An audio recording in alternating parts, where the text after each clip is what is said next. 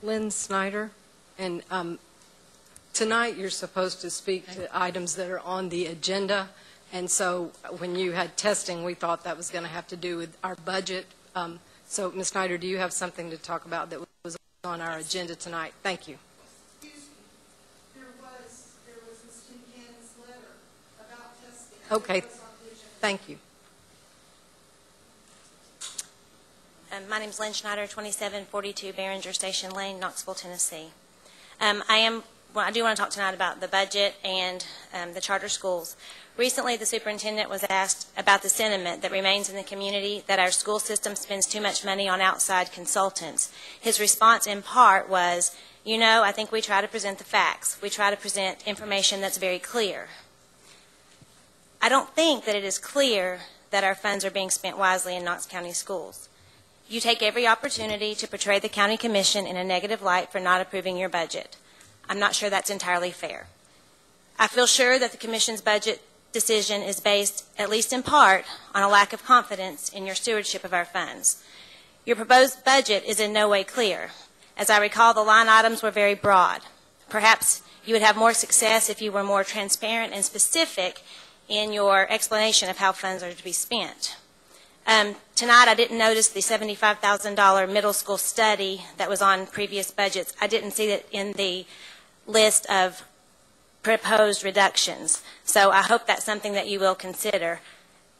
I believe that the Hardin Valley communities, the Hardin Valley and the Gibbs community have presented their case very well.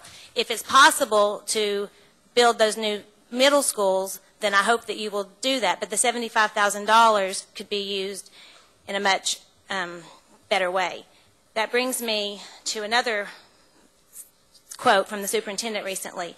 He said, we've done a lot of different analysis, a lot of comparisons to school districts around the country, and what that research tells us is that we are a very lean organization. He went on to say, we are a state that is in the very low end of pupil spending around the country. We are a very efficient organization. If we are such an efficient organization, why are funds that could be used to actually benefit our students being spent to compare ourselves to districts across the country? Mr. Harris stated tonight that we have had, I think he said 4 independent studies that have said we don't waste money. But how much money did we pay those independent firms? I'm no accounting expert, but I know when money is tight, you pay your house payment and your light bill first. New carpet and a coat of paint might have to wait because while those things would improve the aesthetics, they are not necessities. Outside consulting firms might make things look nice from the outside, but they take away valuable resources from our students. In such a lean budget, every available penny should go directly to our classrooms. Ms. Fugit had stated that the outside firms provide an unbiased view about how the money is spent. This, at the very least, is debatable. Based on the similar recommendations that have been made by Parthenon to other school systems, I think the widespread perception that the results of this study came as no surprise to the superintendent and perhaps to several of you is justified. The last thing on the budget is please consider eliminating the $75,000 middle school study. I think it's unnecessary. You talk a lot about return on investment, and maybe this is just a pet peeve. I'm sure you don't mean it in the exact concrete way that you're saying it, but a return on investment is a business term. It's defined as a profitability measure that evaluates the performance of a business by dividing net profit by net worth. Schools are not businesses. Sure, there are financial aspects involved with the school system, but they cannot be the primary focus. I would be very interested in seeing how your formula, or I would be very interested in seeing your formula for how using test data to determine the return on investment of using consulting firms such as the Parthenon Group works out. What you and many of our elected officials fail to realize is that education is not an exact science. You cannot accurately assess student learning and success with a test and then convert it into a number based on a business model.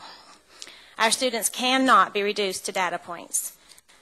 As far as the charter school proposal, I was very pleased to hear some of our board members tonight asking some really good questions about that, because I don't think that we should consider taking money out of our public schools at this point. How will taking resources away from schools that serve our most at-risk students be beneficial? I worked at Christenberry my first year in Knox County Schools, and I was very pleased to see the work that the Emerald Youth Foundation did there.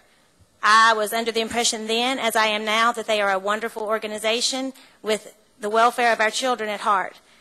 However, I don't believe that taking money away from our public schools is the right thing to do. Mr. Diggs made some great points, and I will just go ahead and finish up. You all have already said what I had to say. It's going to hurt our children. One question I had was, that came up in your all's question, was if we take funds away from our schools to fund the charter schools, what will happen to maybe Christenberry or the other inner city schools? Will they lose a teaching position because of that? I just don't think we should let that happen. Thank you. Thank you. Madam Chair, that concludes public forum.